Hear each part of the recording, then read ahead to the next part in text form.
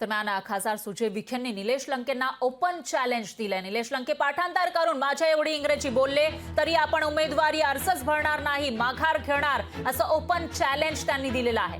खासदार Sujay विखेंनी Nilesh लंकेंना open challenge दिलेलं आहे। संसदेतील इंग्रजी भाषणाचा व्हिडिओ दाखवत लंकेंना डिवचलेला आहे। दक्षिण अहमदनगरमध्ये सुजय विखे विरुद्ध निलेश लंके असा सामना रंगणार आहे आणि त्यामध्ये आता भाजपचे उमेदवार सुजय विखे पाटील यांनी मवियातील राष्ट्रवादी शरदचंद्र पवार पक्षाचे उमेदवार निलेश लंकेंना हे ओपन चॅलेंज दिल्याचं पाहायला मिळते। निलेश लंकेंनी तोंडपाठ करून जरी माझ्या एवढं चांगलं इंग्रजी बोलावं तरी आपण निवडणुकीतून माघार घेणार असं चॅलेंज त्यांनी दिलेलं आहे। त्यामुळे आता निलेश लंके हे चॅलेंज स्वीकारणार का ते बघावं लागेल। हा व्हिडिओ पाहून मला एक गोष्ट सुचली की माझ्या समोरचा उभा राहिलेला उमेदवार महिनाभर मी बोललेल्या भाषणात तोंडपाठ करून जरी वाक्य रचना त्यांनी तीच मांडली तरी सुद्धा मी उमेदवारी अर्ज भरणार नाही।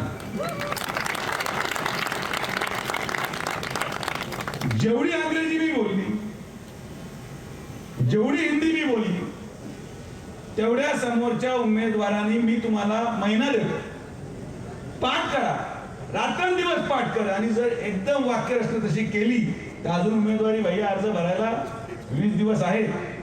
मी काय अर्ज भरायला जाणार। लोकशाही मराठी ऐका, पहा, जागरूक रहा।